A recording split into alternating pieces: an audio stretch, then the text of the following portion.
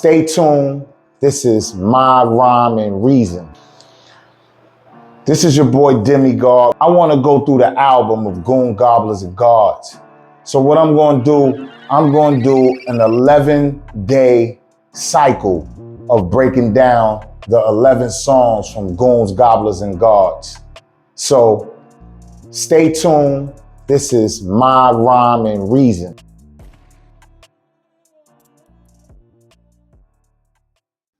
I call this the 11-day theory. For 11 days, we're going to go through and break down the 11 songs for the lyrics, to the concepts, and what birthed the songs, and what is the purpose, like what's the direction of the energy flow, who the song is catered to. We're going to go through the whole album. We're going to go through the whole mix. So stay tuned for the next 11 days. It's long.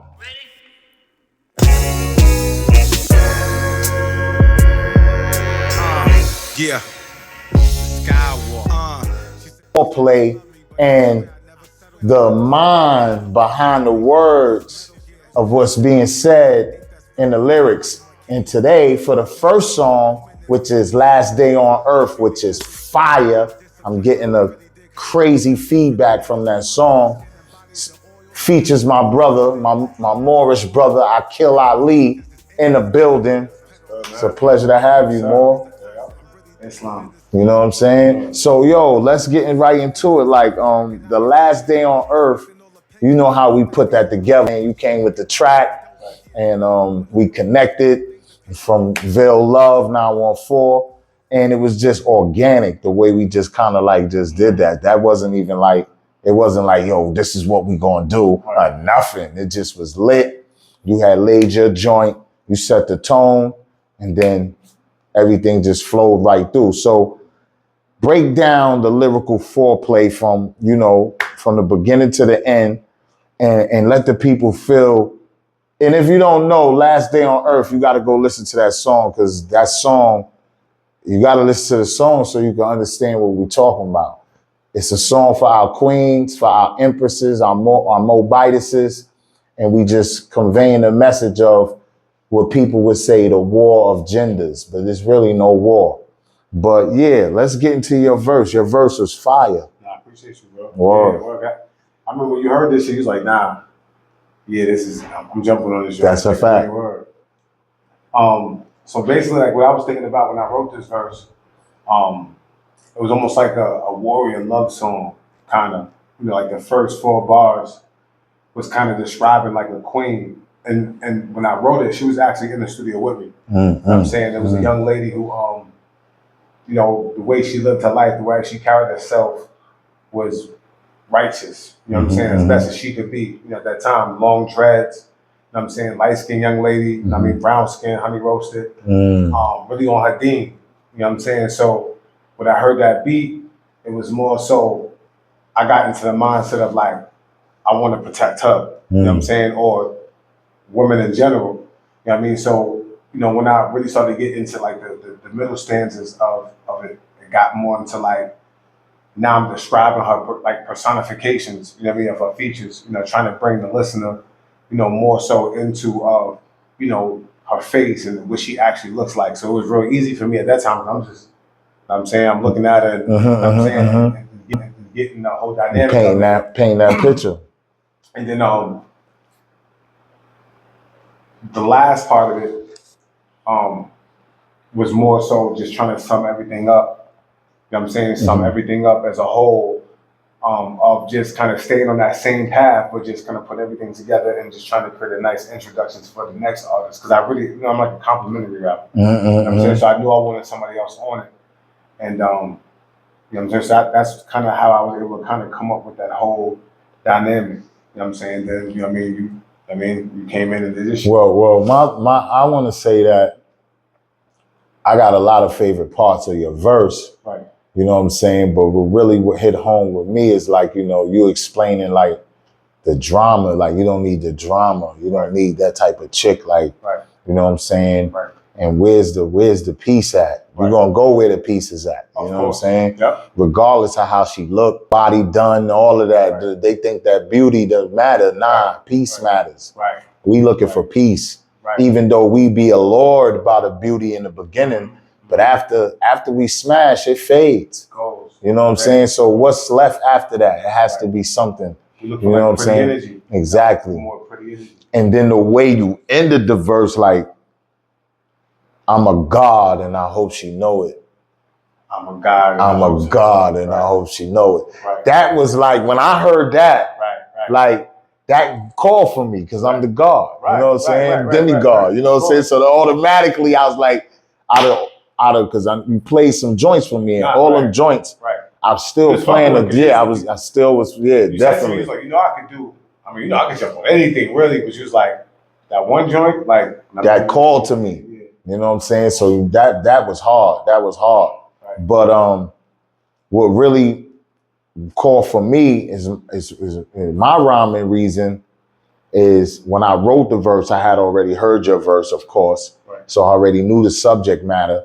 Right. But at the time, I was going through that with sisters, you know what I'm saying? Right. Different sisters in my life. Like, like that verse was like, I know she love me, but I know she say she love me, but I know she don't. Yeah. You know what I'm saying? Yeah. That right there was like, that hit home for me because that's what was going on. You know what I'm saying? Right. You have people that come in your life for a season, reason, or a lifetime. And, you know what I'm saying? So, and then I was calling for a joint.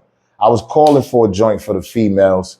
And I was like, I want to lay a track for the females. Right. So all that season, everything just came in sync. Right. You know what I mean? Right. But then really getting into the verse, like when I was talking about she don't understand, like I want land and she want a house. You know what I'm saying? It's like so that book, the book I mentioned, Sister Soldier's book, The Coldest Winter Ever. The characters I mentioned in the verse. I mentioned Winter, the female who the book is about, and then I mentioned Midnight, who's the dude from Africa, who, you know what I'm saying, kept, you know what I'm saying, dodging her like, you're not really ready for me. Like, we took from two different cultures. You would never really understand me. Exactly. Like my whole focus is like building and, you know what I'm saying? Right. We got a whole different. The bigger picture. Yeah, exactly. And that's instilled in us from young. Right. So they couldn't match, but there was an attraction in the book. Right. But that's kind of like once you step out of us as melanated Moorish kings, once we step into our consciousness and we meet a beautiful spirit that we connect with, but she's still a part of the matrix. That's the kind of, that's the frustrating part. You know what I'm saying? Because then it's like, damn, you know what I mean? Right. And she don't really see what you see because she living in a different perception, a different paradigm, different dimension. Right. You know what I'm saying? So that's what that whole verse, when I was like, she looking for a man and I'm looking for a goddess. Right. That's the difference. You know what I'm saying? That's the difference. Right. She just want a man. She's looking for a mortal. Yeah, she just want a mortal man with some money. You know what I'm saying? Got a little thing going for him. Right. That's it. Right. You know what I'm saying? But I'm looking for a goddess. So we looking for two different people. You know what I'm saying? We looking for two different people. And then me going into how she, might get her body done. Right. And she think that's going to enhance her. Mm-hmm. And no offense to you females who have done that. You have a right to make a choice, and nobody could take that. It's your universal Allah-given right to make your own choices. But you can't fix inside by putting sugar coating things on the outside. It's not the end all be all. Yeah. You still got to do that maturity work. You still got to get that knowledge of self. Just like we reading, you got to read. Just like, because I strongly believe men should be bringing, like, since we the hunter-gatherers, how they said, it's not only bringing physical items and these type of things of that nature. We actually bringing knowledge, wisdom, and understanding as well. When we go out into the wilderness, we learn, different things, arithmetic, mathematics, science, and then it's our duty to come back to the home where Queen Mother, Empress Mother is with the kids and make sure she get that same nourishment. Right. So yeah, and yeah, that song, Last Day on Earth, man.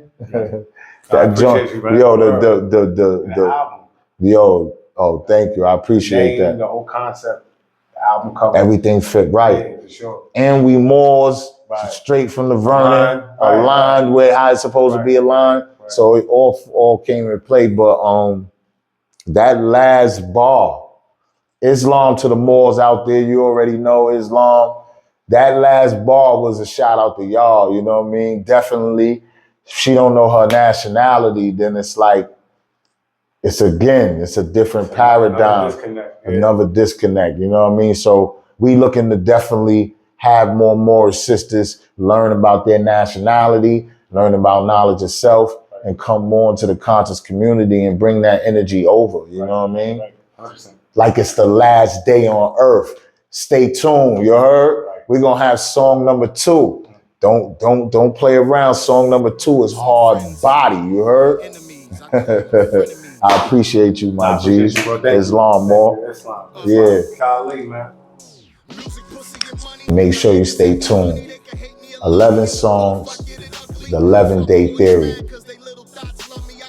But love though, like one of my hitters, Bugsy. I'd rather give my Goonies something to live for, but they rather I give them something to die for.